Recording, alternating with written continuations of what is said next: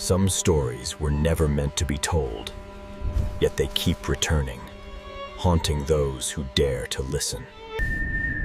My grandma used to tell me scary stories when I was little. There's one I'll never forget. I was 10 years old when Grandma came to live with us. It was about 6 months after Granddad passed away, and I guess looking back, she must have been lonely in that big house of theirs, rattling around with only the grief and memories for company. So, despite a few protests from Mom, my parents took her in. There were no protests from me, none at all. Grandma was loud and fun, and I loved her. She had an almost limitless supply of boiled sweets, and she'd always slip me a couple whenever she saw me. She was always the first to stick up for me when I got in trouble, too. But it was her stories I loved best. Grandma had all kinds of stories. Stories about growing up during World War II, and stories about the things she'd get up to with her friends on the South Coast after her family had been evacuated. Sad stories, funny stories, adventure stories, but it was her scary stories that were my favorite. Grandma had lots of scary stories. She told me she dabbled in the occult when she was a teenager, trying out Ouija boards with her friends, tarot cards, fortune-telling, all that stuff. Most of the stories I'd laugh off, or forget about not long after she was done telling them. But there were a couple that really did spook me a bit.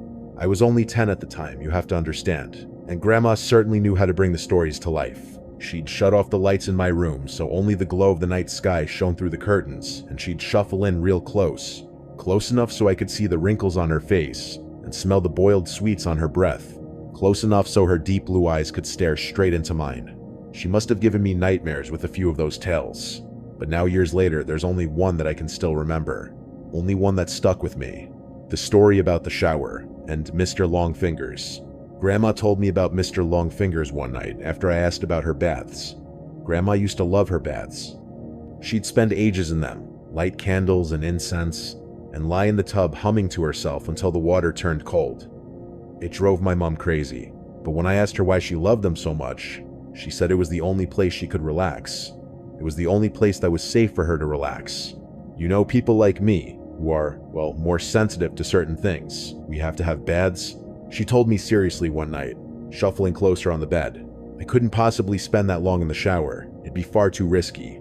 Grandma stared at me with those blue eyes of hers, unsmiling, and I knew it was time for one of her stories, one of the scary ones.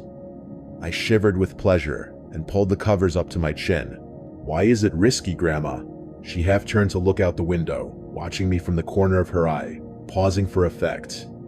I waited, feeling my heart rate pick up ever so slightly in my chest. "Well," she said after a moment, "it's only risky if you close your eyes, of course. If you close your eyes for longer than 10 seconds. "What do you mean? Why?" "Well, do you ever play that game in the playground with your friends? The one where someone turns their back and the others sneak up on them when they're not looking?" I nodded, and Grandma nodded back. "Exactly. So that's what it's like in the shower when you have your eyes closed. That's what it's like with Mr. Longfingers." A cold itch tickled back. "Who's Mr. Longfingers, Grandma?" She let out a deep breath, as if she wished she hadn't said anything. Turned her head back to face mine. When she next spoke, she lowered her voice. "No one knows exactly," Grandma whispered. "Some think it's a creature that's attracted to the heat and smell we give off in there. Others think it's a demon that finds a way into our realm through the dense steam clouds. No one can say for sure, because the only ones who have actually seen Mr. Longfingers aren't ever going to be able to tell you." I pulled in a breath. "Why not?" Grandma shuffled closer along the bed and leaned towards me, leaving my question hanging in the air. "Don't you worry about it, sweetheart. Don't worry your pretty head. As long as you remember the rules, you'll be fine."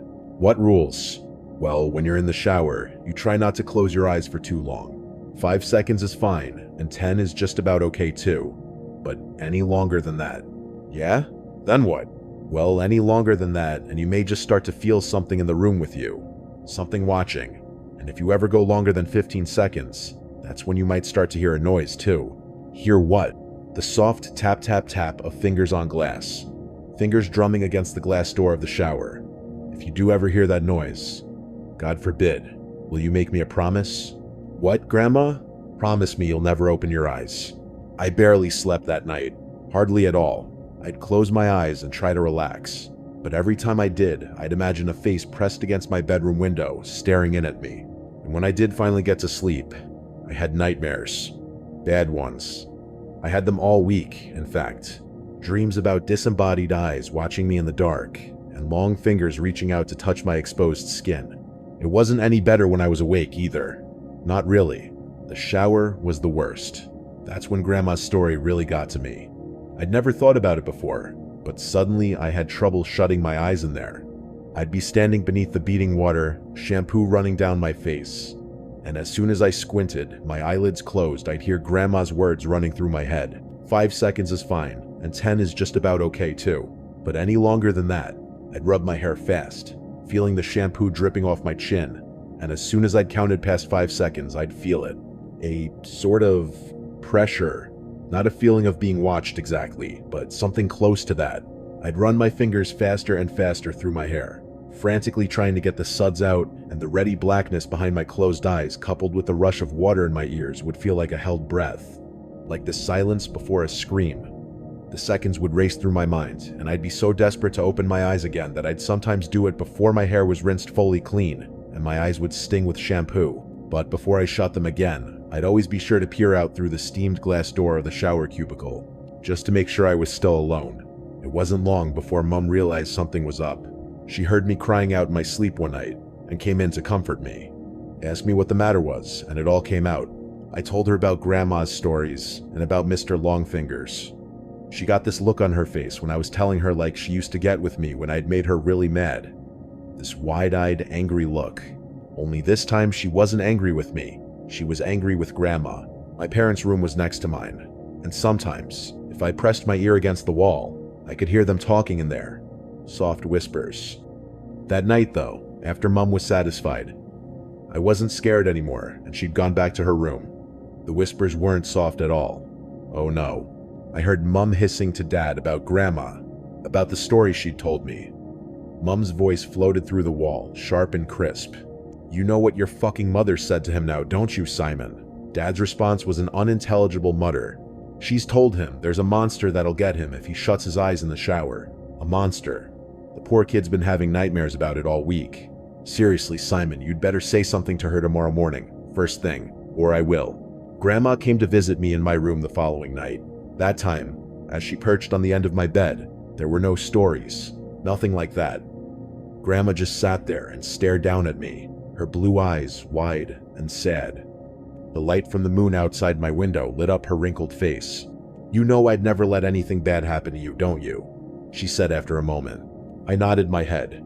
I know, Grandma. You know I wouldn't let you come to any harm? I nodded again. Okay, good. That's good. She looked away from me for a moment, out the window. You know, the things I tell you in the evening are meant to help you, sweetheart. They're meant to toughen you up a bit, protect you.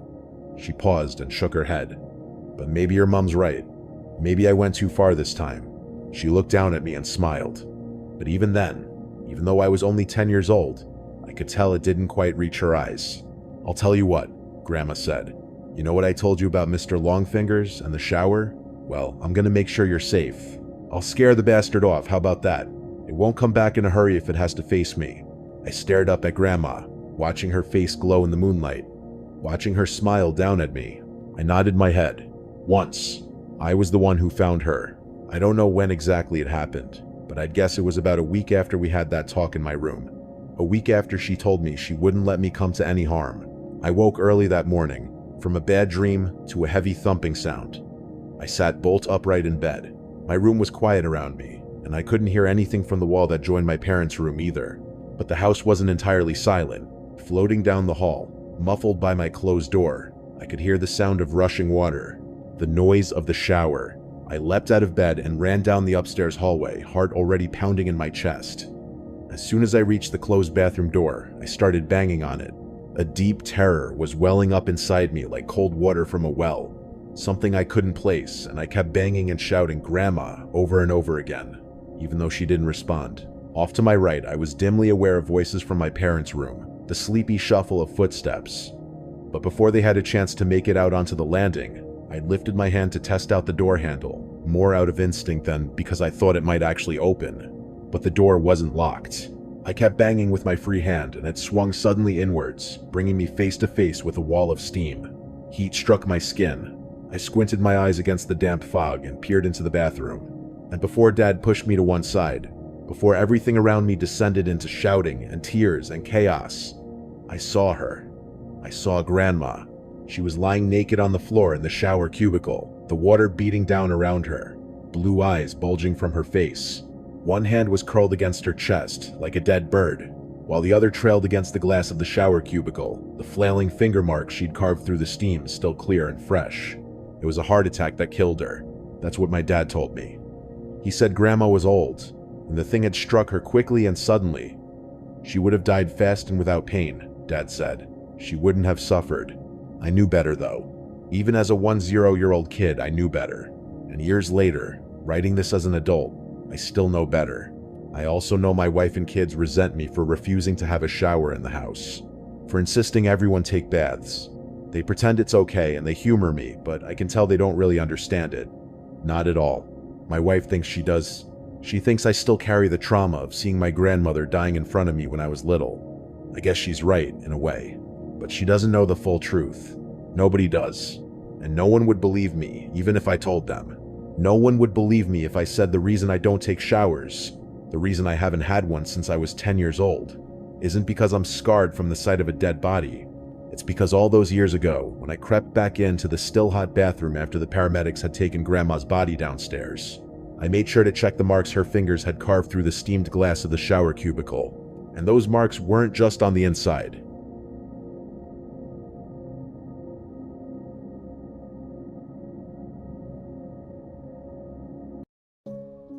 My grandma used to tell me scary stories when I was little. There's one I only just remembered.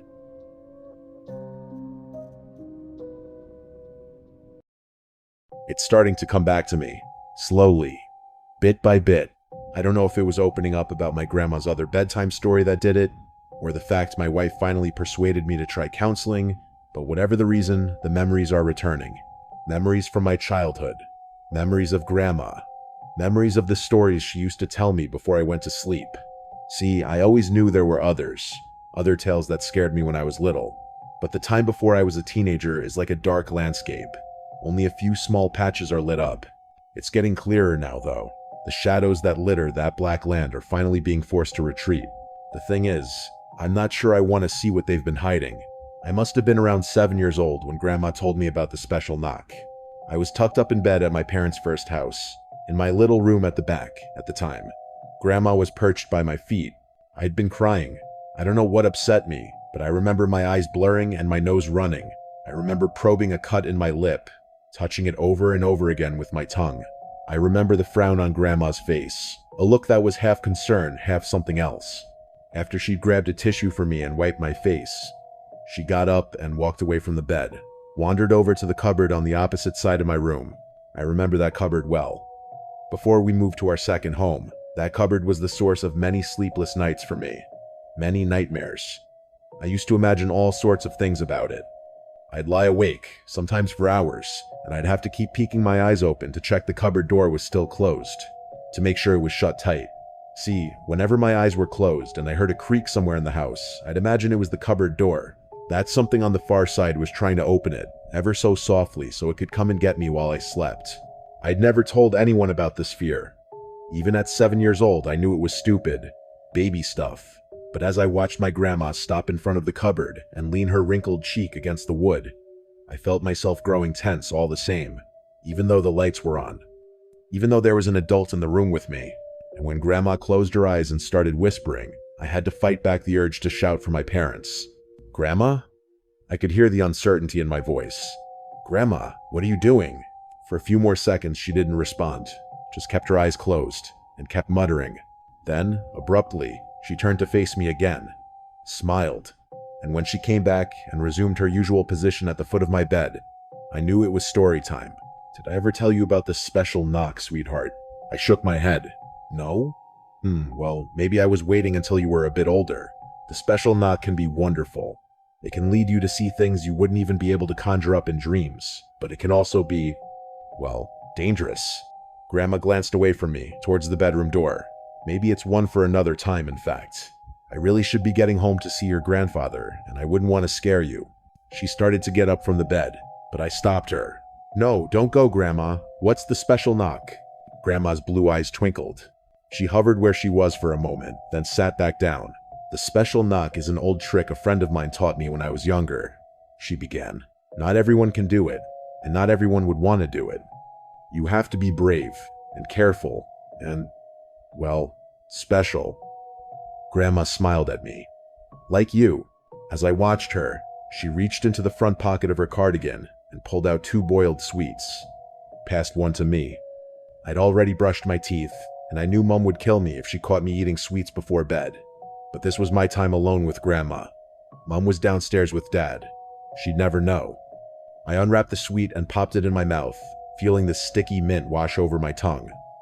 The cut in my lip stung slightly, but I ignored it. When Grandma next spoke, she'd lowered her voice. When I was over by your cupboard door just now, I was using the magic words. Secret words that only a few other people know. Do you know what those words do? I shook my head. They turn a door into a window. A sort of gateway.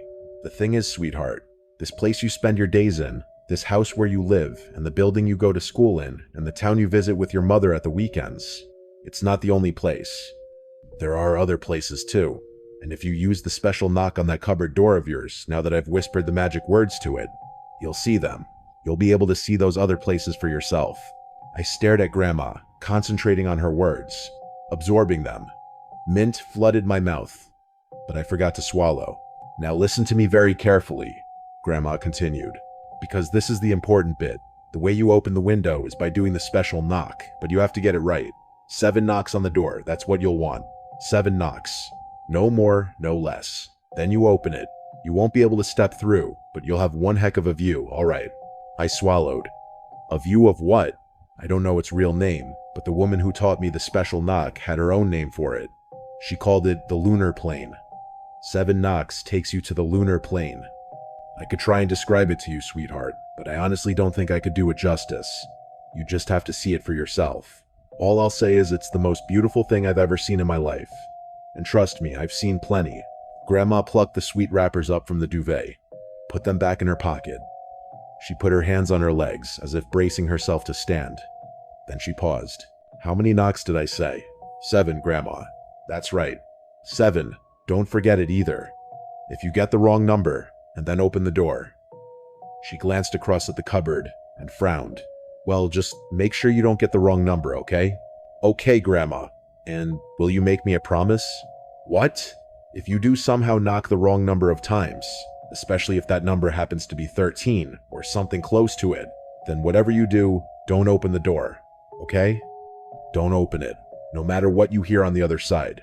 The last thing you want is to open a gateway to the Blacklands. I felt icy fingers down my back. I glanced across at the closed cupboard door in the shadows at the far end of my bedroom. What's the Blacklands? Grandma stood up and wandered over to me, leaned down and gave me a kiss. You don't want to know, she whispered. I spent the next week avoiding the cupboard. I didn't go anywhere near it, tried not to even look in its direction. Did my best to push Grandma's story as far out of my mind as I could. It wasn't easy. Whenever I was alone in my room and the house was silent, I'd feel it, a sort of pull.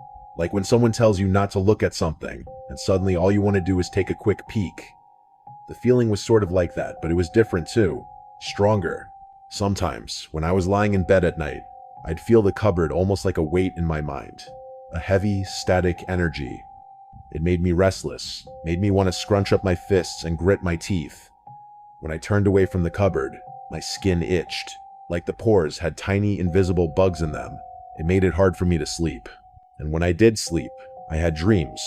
Sometimes the dreams were pleasant, floaty ones.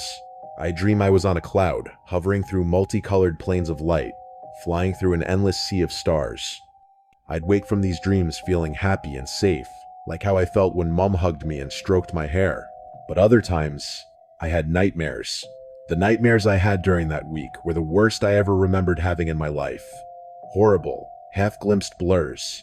Images I'd wake from with a scream lodged in my throat, my sweat-soaked pajamas sticking to the skin of my back. At the time, I didn't remember the nightmares themselves, at least not completely, but every time I woke from one, I was left with the same fading image. An image of myself surrounded by thick, choking blackness. Dense shadows everywhere. I couldn't see a thing. but I had the sense that I was standing at the center of a vast open space. Wind howled around me. Sounds echoed. I wanted to open my mouth and yell for help, but I couldn't bring myself to, because I knew I wasn't alone. It was a week after Grandma's story that I used the special knock. It was a Saturday night, and my friend from school, Tim Jacobs, was round. We were having a sleepover. It's been a long time since I last saw Tim, but I can still picture him. Even though he was a month younger than me, I always remember him looking older. A tall, broad-shouldered kid with green eyes and messy blonde hair, a half smirk permanently on his face. Tim was one of the most popular kids in our year, and in normal circumstances he wouldn't have had anything to do with me. But our dads were friends from way back, and we'd known each other our whole lives. As Tim often liked to remind the kids at school, he was forced to hang out with me. "When are you going to get a TV in your room? Or a computer?" Tim sat in his pajamas, slumped in the chair by my desk. He was fiddling with my desk lamp, switching it on and off. His face lit up with light, then disappeared, then lit up again. This wasn't the first time Tim had asked me a question like this. Whenever we had sleepovers at my house, he spent the whole time moaning about my lack of stuff. No TV, no computer, no PlayStation. I had board games, and I had books, but that was about it. And Tim had no interest in those things. "You know my mom won't let me," I muttered back. It was 10 p.m., and we were both speaking in half whispers. We'd been told to go to sleep at 9 p.m., and Mom had already been up to give us one warning for talking. I knew from past experience that one warning was all you wanted to get. Mom had a short fuse, and she wouldn't be above grounding me if I wasn't careful. I knew we were safe if we kept our voices low, though. Mom and Dad were both downstairs in the lounge watching TV. Some film. The faint, tinny sound of laughter drifted upstairs every now and then. As long as we weren't too loud, they wouldn't hear us. I glanced warily at Tim, who was still fiddling with the lamp. He was in a restless mood. He'd been silent and sullen most of the evening, rolling his eyes whenever I suggested stuff for us to do. Bad signs. From knowing him so long, I knew he could get reckless when he was bored.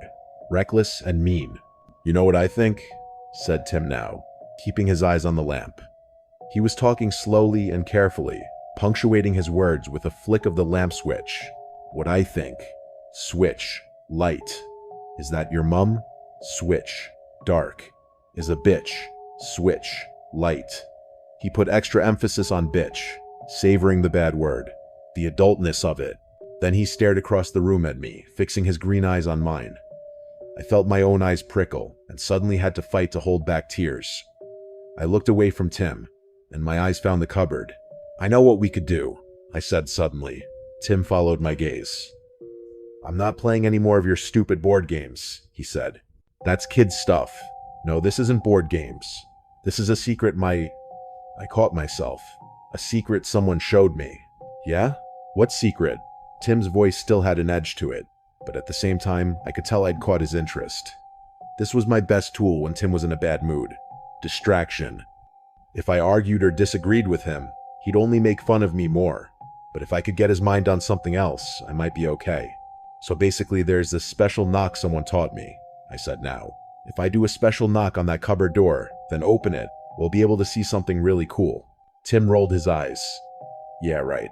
"No, really. A witch taught me how to do it. She cast a spell on the door, and now I can take us anywhere we want to go just by knocking on it." Tim stood up from the chair by my desk. The lamplight spilled over his face. His expression was half smirk, half scowl. "That's the dumbest thing I ever heard," he said. "It's dumb even for you. How about instead of knocking on the door, I knock on your head a bunch of times? How about that?" He took a step towards me, and I panicked. Well, if you're too scared to try it, I'll understand. This was a big risk, and I knew it. But as soon as the words were out, Tim paused. Why the hell would I be scared? I'm not scared of nothing. I shrugged. Well, the spell the witch did is dangerous, really dangerous. Like, if we get the number of knocks wrong and I do more than I should, we could go someplace bad. Tim glanced across at the cupboard door, then looked back at me. His face was hard to read. Wait, so how many knocks is it meant to be then? 7, I said quickly. 7 takes us to this awesome place. But the witch told me that if we get the knocks wrong, especially if we get close to 13 or something like that, then the door opens someplace different, someplace scary. Tim was no longer scowling. He looked across at the cupboard door again, a slight frown on his face. After a few more seconds, he shrugged his shoulders. Okay, go on then. Let's try it. The brief wave of relief I felt was extinguished as soon as I turned to the cupboard door. It stood a few feet away from me, just outside the glow of the desk lamp. In the shadows. It seemed stupid to think that the cupboard wasn't anything more than just a cupboard, baby stuff.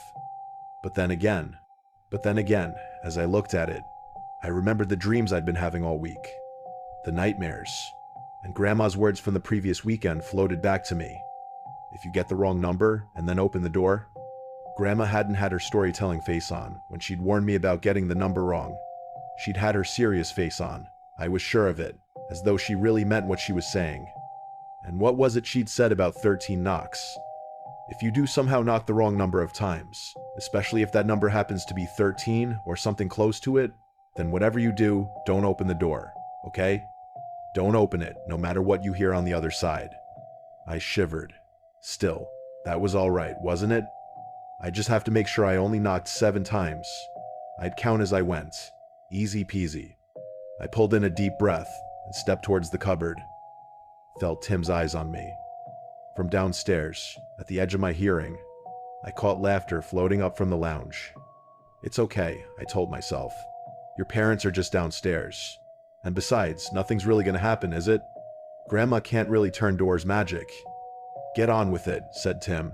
If you're gonna do your special needs, knock, or whatever the hell it is, then do it, okay? Don't just stand there. I ignored him. By now I was directly in front of the cupboard door. I could feel that tingle again, too. That pressure. Beneath my pajamas, my skin was all goosebumps. It might only have been the slight chill in my bedroom and nothing more than that. But then again, I knew it was more than that.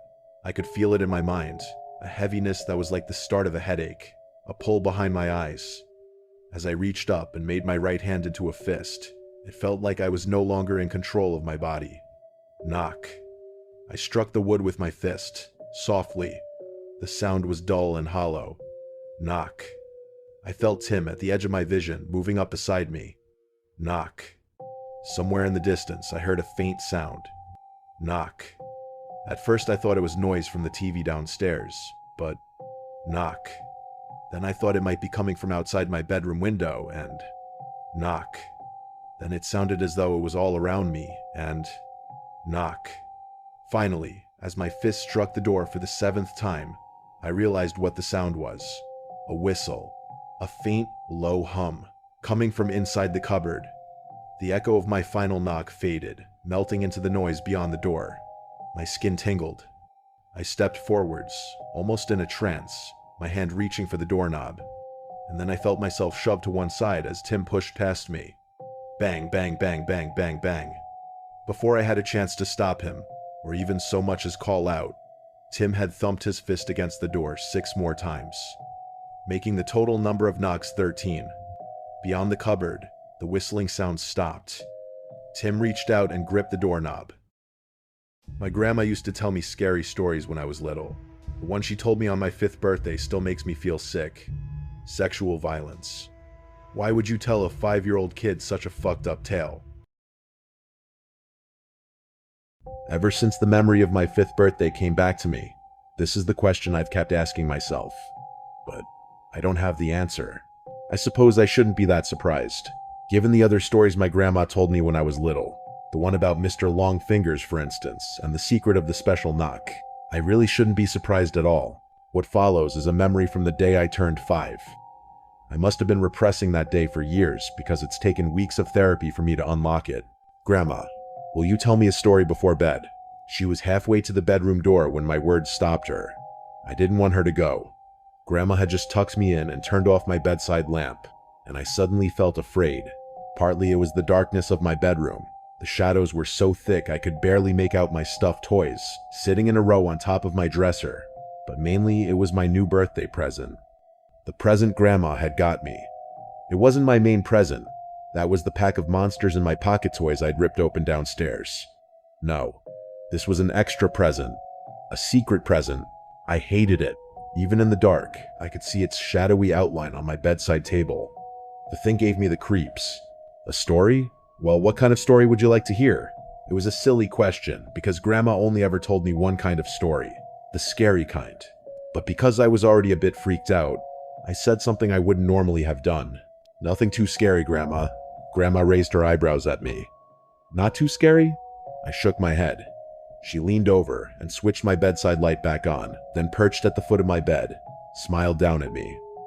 Out of the corner of my eye, I could still see Grandma's presence. It was watching me from my bedside table. I did my best to ignore it. "Okay," said Grandma, making herself comfortable. "I think I'll tell you a story about a witch. Once upon a time," Grandma began, "there was a young woman who lived in a cottage by the sea. She didn't have a care in the world. She went to school, and she painted, and she read adventure books by the fire in the evening. This girl lived with her mother and her grandmother, and they were all very close. She loved her family very much. One day in the early summer, the girl was coming home from school when she met a boy on the path. She'd never spoken to him before, but she recognized him well enough. He wore the same uniform she did, after all, and she guessed he must be in the year above her at school. "Where are you off to?" said the boy. His shirt was untucked, and he was smoking a cigarette. The girl hesitated. Her mother had told her cigarettes were bad.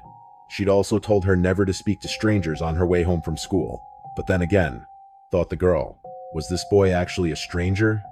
The headmaster at their school said they were all one big family. If this boy wore the same uniform as her, they couldn't really be strangers, could they? "I'm going home," answered the girl. "My house is along this path."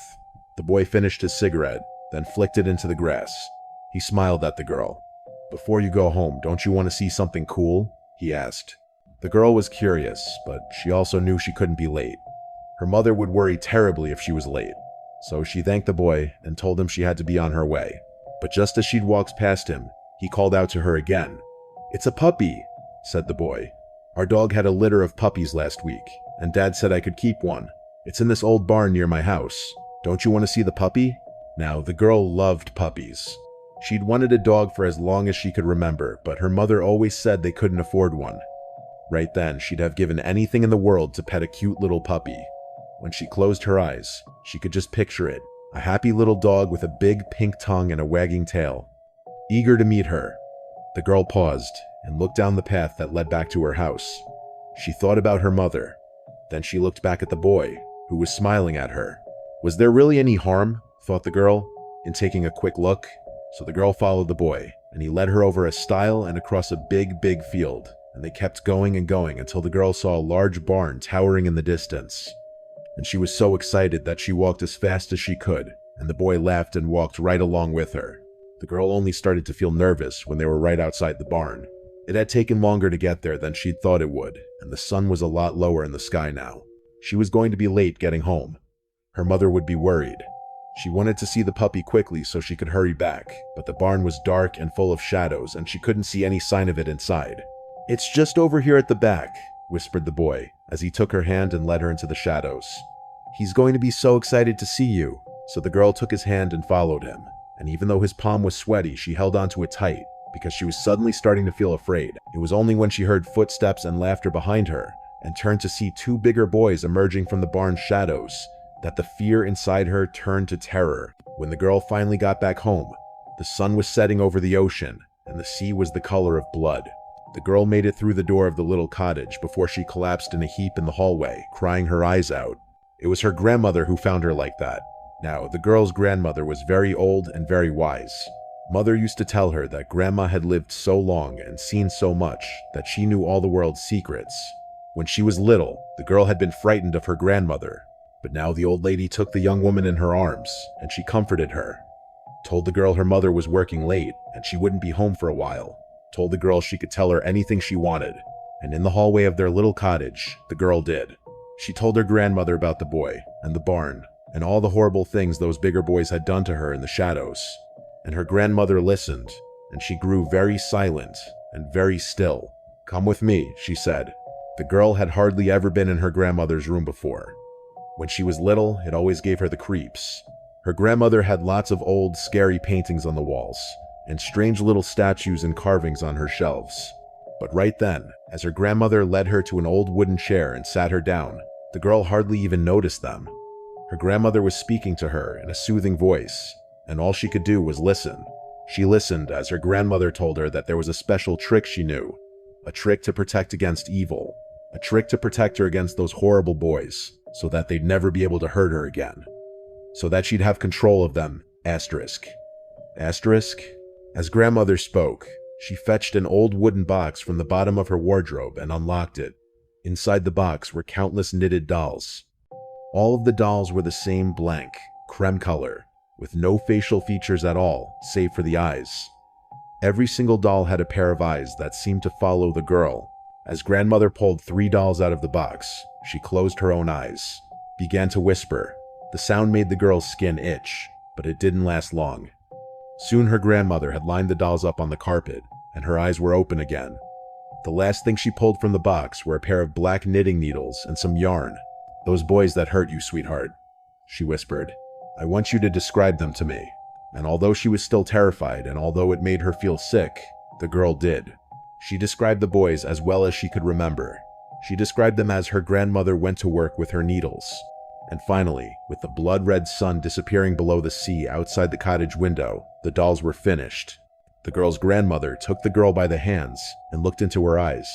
"I want you to keep hold of these dolls, sweetheart," she whispered. "As long as you have possession of them, those boys will never be able to hurt you again." And do you know what? Those boys never did.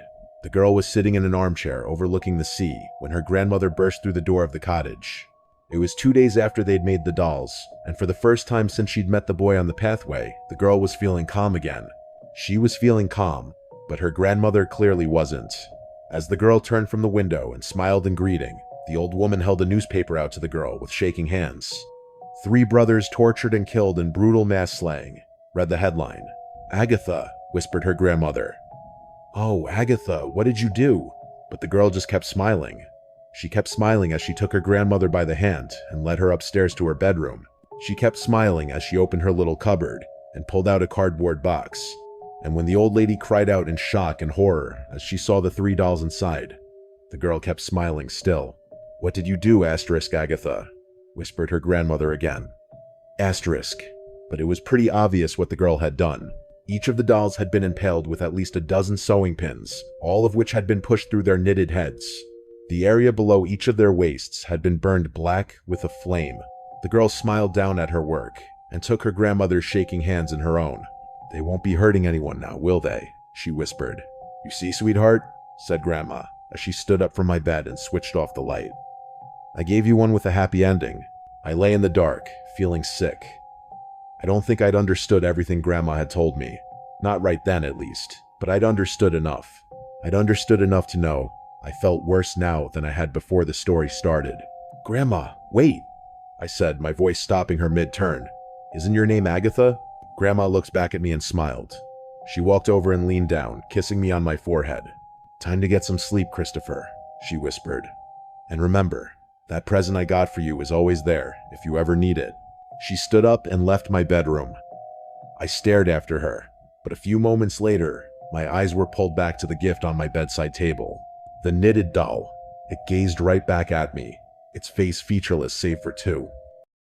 A few years ago, my friend Tim and I were looking for a new adventure. We had already explored many popular hiking and camping spots, but we wanted something different this time. We wanted to go somewhere far away from the usual places. After doing some research and talking to locals, we decided on a remote area deep in a forest that was known for being isolated and a bit mysterious. We set out early on a crisp autumn morning. The sky was clear and blue, and we were excited about our trip. We packed our camping gear into the car and drove for hours. The road wound through beautiful scenery, but soon the landscape changed to thick, dark woods. By late afternoon, we arrived at a small parking area surrounded by towering trees. The trailhead was hard to find, covered in weeds and vines. It felt like the forest was trying to hide its secrets. As we ventured deeper, the trees grew even taller, and their branches twisted in strange shapes. The path became rough and uneven, and the forest seemed to close in around us. We hiked for hours, our excitement keeping us going despite the challenging trail. The forest was eerily quiet, with only the sound of leaves crunching underfoot breaking the silence. As the sun began to set and shadows grew longer, we found a small clearing. It was a quiet and peaceful spot, lit by the last rays of sunlight. Ancient trees surrounded us, and the ground was covered in a thick layer of fallen leaves. A cool breeze blew through the trees, making it feel like a perfect place to set up camp.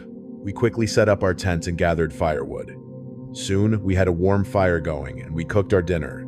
The crackling of the fire was comforting against the growing chill of the evening. We enjoyed the peacefulness of the forest and chatted about our day. As night fell, the atmosphere began to change. The usual nighttime sounds, crickets, owls, and rustling animals faded away, replaced by a deep, heavy silence.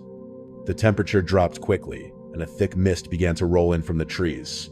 It spread across the clearing like a living fog, curling around us and making everything look strange and blurry.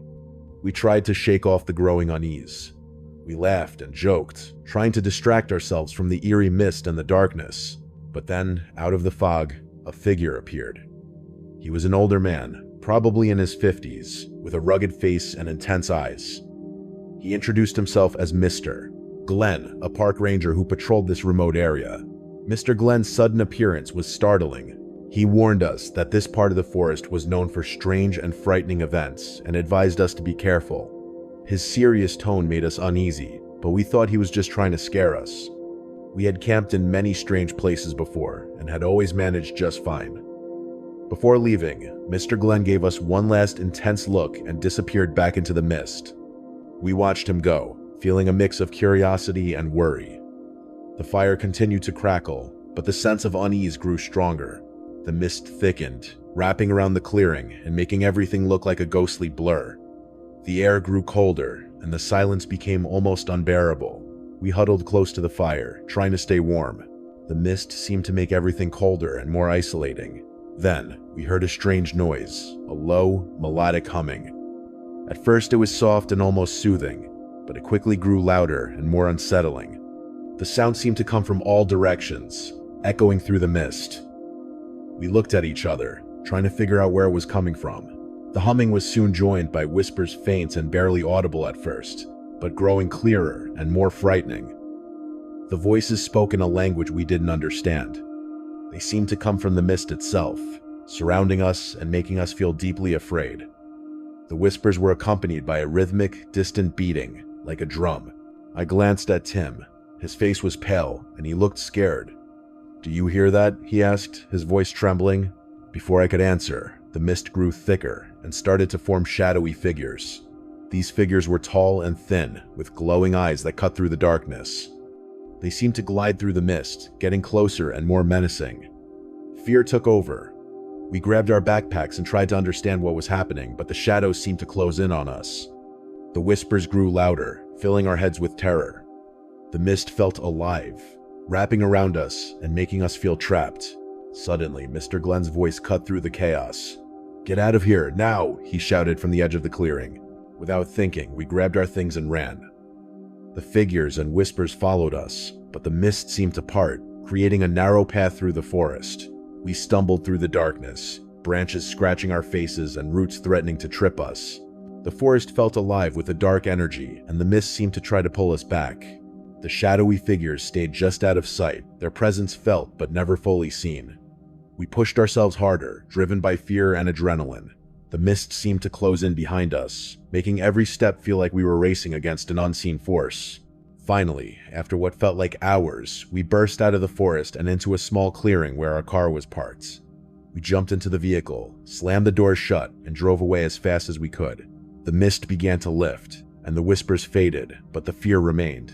We drove in silence, the night's events replaying in our minds. When we finally stopped at a diner hours later, we tried to make sense of what had happened.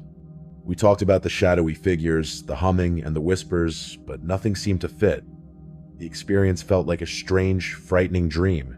The next day, still shaken and desperate for answers, we decided to find Mr. Glenn and thank him for his help. We called the local ranger station, but when we described him, the woman on the other end went silent. "There hasn't been a ranger named Glenn here for over 20 years, she said quietly. "He disappeared in those woods and was never found." The news hit us hard. We stared at each other in shock, realizing the terrifying truth. Whoever or whatever saved us that night was not a man, but something much older and connected to the forest's dark history. We never went back to those woods. The memory of that night still haunts us, a chilling reminder of the unknown and the unexplainable. The mist, the whispers, and the shadowy figures remain a part of our shared experience, a terrifying reminder of the supernatural and the eerie mysteries that lie beyond the edge of the known world. In the olden streets of Brazil, there are many rundown houses, some abandoned, some just left to rot by the owners while their busy day-to-day life leaves them no time to take care of home. The only sign of residence being dim lights inside, or the eventual rabid barking dog in the yard. On my street, there was this once luxurious house. We would even call it a mansion, given the size and the detailed architecture that could still be seen between rubble and growing, overtaking foliage. The lights were always dimly on, the gates and windows always closed, ever slightly so. The ominous title may seem hyperbolic, but I have ventured deep into the depths of fear once when urban exploring there. I had an adrenaline addiction when I was a child, and have always been fascinated with urban exploration. This was amongst the first few times, and was the last, I ever partook in the activity myself. I had dived into a realm of no man's making. Adulthood and law school made me a dull man, so I post this also as a hallmark of my own adventures. The kids would always make up ghost stories about the place. There was a huge yard that seemed to span endlessly to the sides and to the back of the house, never ending in what you could see. The tall grass that sprawled about the ground and big, thick foliage trees that grew created a pseudo-forest full of rubble. Tales of monsters, killers, and aberrations. Very few ever tried going into the terrain of that house, although everyone in our friend group was dared to do so, mostly by me. The lights that gave the impression of someone being inside, and the loud barking of a large dog that started shortly after anyone set foot inside the yard, and the rare occasions anyone dared so, were enough to discourage venturing further, no matter the ever-looming allure of the place. One lightly rainy day during summer vacation, I must have been 12 years old or so. I was the only one among my friends to have been left on the street, as everyone was out enjoying the beach, and my family decided to stay for the holidays. Feeling bored and ever so brave, young, lonesome me decided to jump the fence and go further than the tall grass of the front yard this time. I was armed with a kitchen knife I snuck out with, and a flashlight, because every good urban explorer absolutely needs a flashlight.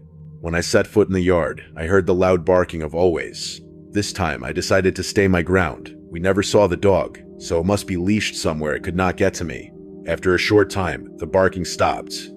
I set forward, the house seeming bigger than ever before, standing tall as a skyscraper above my head, and the trees facing me with the daring intent to swallow me in their leaves.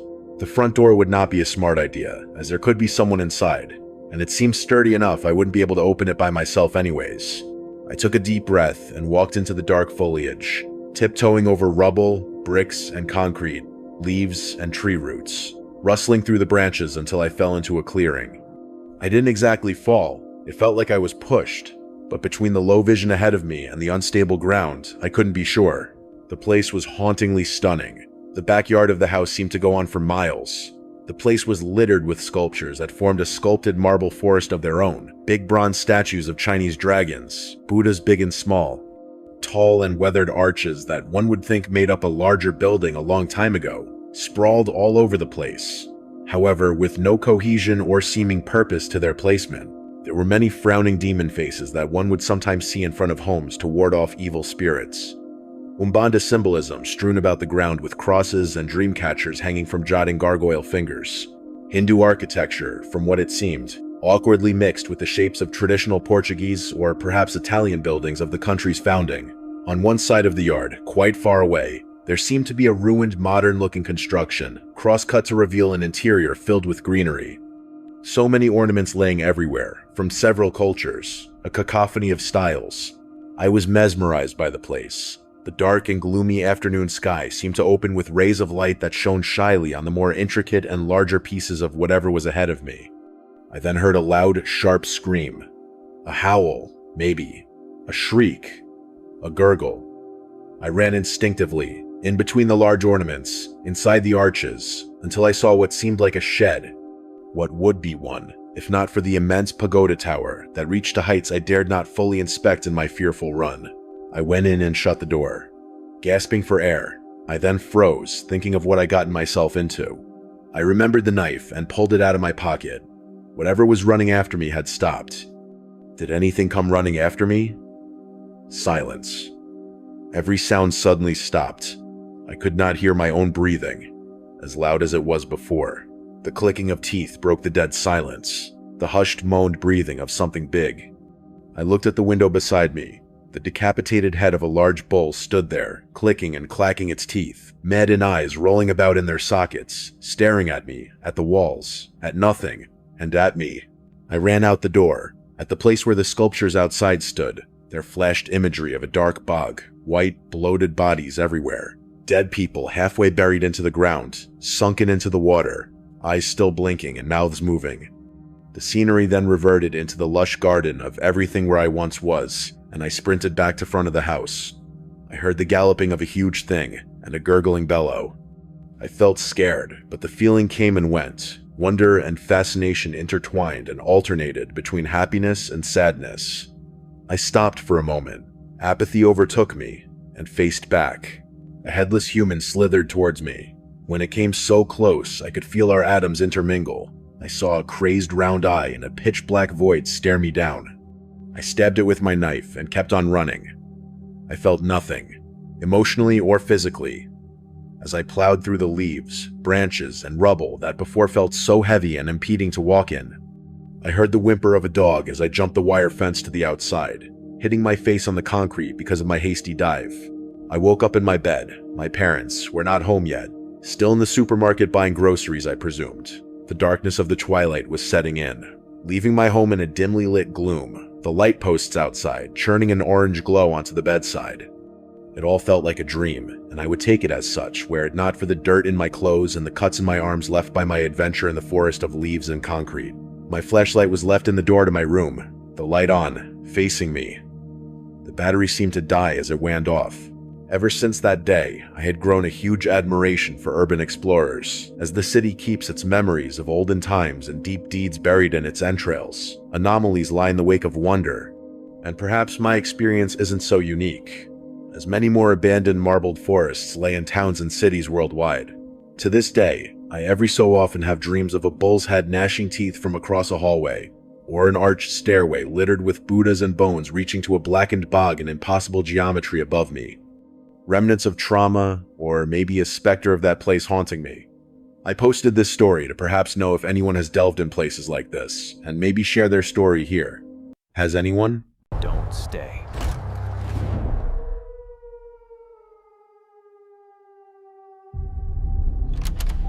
This happened 2 years ago, when I took a temporary night shift job at a gas station in the middle of the Arizona desert. It wasn't a big chain, just a lonely station with a small diner attached, surrounded by miles of sand and silence. The only thing that kept me sane was the humming of the coolers and the soft crackle of the radio that never seemed to get a clear signal. The manager, Carl, warned me during my first day, "Is greater than, lock the doors after midnight. You'll get the occasional drifter or trucker, but if someone comes on foot, don't let them in." I thought he was just being overly cautious, but he didn't smile when he said it. The first few nights were uneventful. A few truckers stopped by, some families on late-night drives, and then nothing but darkness and wind. But on the fourth night, around 2:30 a.m., I noticed something strange. There were footprints outside the station, bare footprints leading away from the front door and disappearing into the desert. I hadn't seen anyone come in on foot, and no cars had stopped for almost an hour. When I stepped outside with my flashlight, the prints looked fresh, pressed deep into the dust. That night, the air felt heavier. Around 3:10, the radio started crackling. Then a voice, soft, almost whispering, came through. "Is greater than... help. Stuck. Please." I froze. It wasn't a station. It sounded like an open mic. I tried replying, but it only hissed back static. I turned the volume down and locked the office door. At 3:25, someone knocked. Not a regular knock, 3 soft taps. Then silence. I checked the cameras. The front door camera showed nothing but sand blowing across the pavement. No one there. I was shaking a little. I turned the sign to closed and sat in the office, keeping the lights dim. Then, from the monitor, I noticed movement behind the station.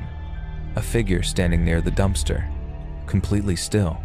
The camera quality was bad, but I could make out long, dark hair and pale skin, almost glowing under the floodlight. I grabbed the phone to call Carl, but the line was dead. When I looked back at the screen, The figure was gone. I checked all windows, all doors, every lock, everything was fine. But when I came back to the counter, there was a small handprint on the glass, pressed from the outside. Tiny, like a child's hand. I wiped it off, trying to tell myself it was just dirt. But when I turned around, there was another one. Higher up, that's when the power cut out. Pitch black silence. No hum from the coolers, no radio static, nothing. Just the wind howling outside. I grabbed my flashlight and aimed it toward the glass doors. Something was standing just beyond the light. I couldn't see its face, but I knew it was looking right at me. The flashlight flickered. For half a second, I saw what looked like a woman barefoot, wearing a torn white dress, her eyes reflecting the beam like an animal's. Then she was gone. The power came back 5 minutes later. Everything looked normal again. Carl came in the morning and saw my face. He didn't even ask. He just nodded and said quietly, "Is greater than, you saw her, didn't you?" He told me the story about a woman who'd vanished on that same stretch of road 20 years ago after her car broke down near mile 89. Locals say she still walks the desert, barefoot, looking for help. I quit that night. A few weeks later, I drove past that gas station again just to see. The place was boarded up. No lights, no pumps, nothing but a faded sign in the sand. The strange part, someone had drawn a small handprint on the closed forever sign, in dust.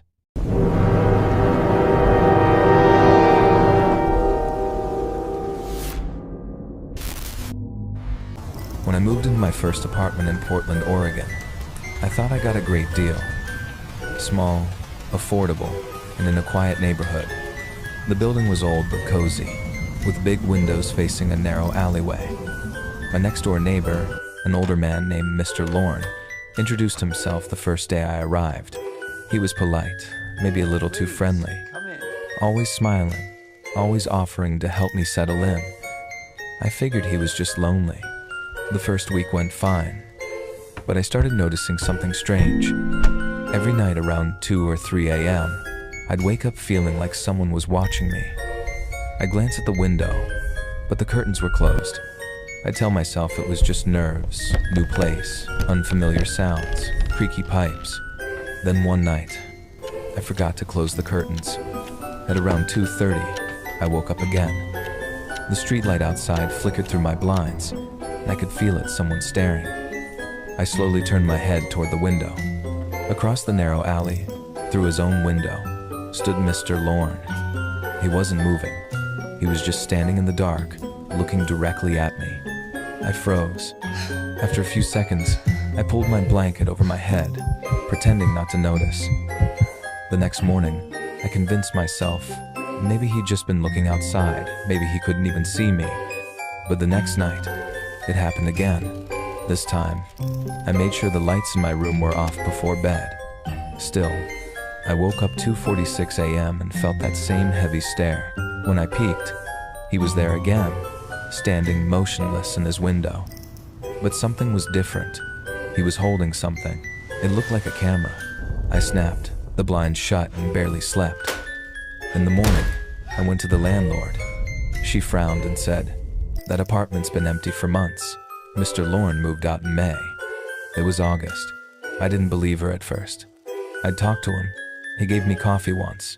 She showed me the lease records, the unit was vacant, and the key hadn't been used in weeks. That night, I taped my blinds shut. Around 3 a.m., I heard a soft scraping sound on my window. Not from outside, from inside. I turned on the light. The tape on my blinds had been peeled back from the bottom, like someone had reached in. My apartment door was still locked. I grabbed my phone and called the police. They came within 10 minutes, searched the place, and checked the next door apartment. It was empty. No furniture, no smell, no sign of anyone living there. But on the dusty floor near the window, they found 2 footprints, bare, facing mine. The officer asked if I had ever let anyone in. I said no. He looked at me and said quietly, "Is greater than, you should move out. Tonight." I did. I packed everything in the trunk and left before sunrise. A week later, I checked the news out of curiosity. The headline read, "Is greater than abandoned apartment in Portland linked to missing person case, police find hidden crawl space." I didn't read the rest, but sometimes, when I wake up at night in my new place, I still feel that same heavy stare, like someone, somewhere, still knows exactly when I'm asleep.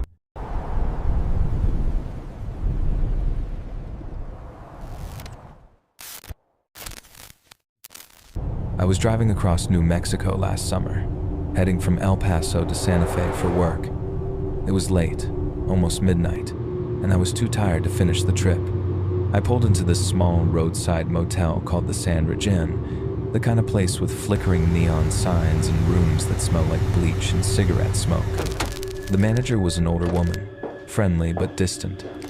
She handed me a key and Room said, 6. "Room 6. Walls are thin. Don't mind the noise, next door walls are thin." I didn't think much of it. The motel was nearly empty. My room had a single bed, an old TV, and faded yellow curtains. I took a shower, lay down, and turned off the lights. That's when I heard a faint whisper through the wall. At first, I thought it was the TV from the next room, but it wasn't random noise, it was words. I pressed my ear to the wall and heard a woman's voice saying, Help me. "Please, help me." It sent a chill down my spine. I banged on the wall and said, "You okay in there?" Please help me. The whisper stopped. A few seconds later, there was a knock, not on my door, but from inside the wall. 3 slow, hollow knocks. You I okay in froze. there? The sound came again, softer this time, followed by the same voice whispering, "Don't let her in." I jumped up, grabbed my phone, and turned on the flashlight. The air felt thick, heavy. Then someone knocked on my actual door, this time from outside. "Sir? Everything okay?" It was the motel manager's voice. Everything I didn't okay? move. Something about her tone felt wrong. She sounded calm, too Sir, calm. open up. The knocking continued. "Sir, open up." I heard you shouting, but the voice in the wall whispered again, more desperate now. Please don't open it. Is greater than, "Please, don't open it." I backed away from the door. The handle rattled. Someone tried to push it open. I shouted, "Go away! I'm calling the police!" Silence. A few minutes later, I gathered enough courage to peek through the curtain.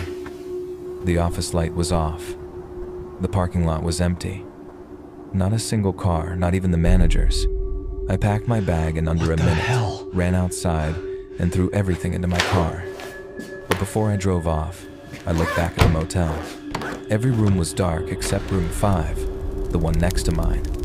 Its light was flickering, and in the window, for just a second, I saw a woman's face, pale, frightened, staring right at me. She mouthed the same words, "Is greater than, don't let her in." I left the parking lot so fast, I almost hit the sign.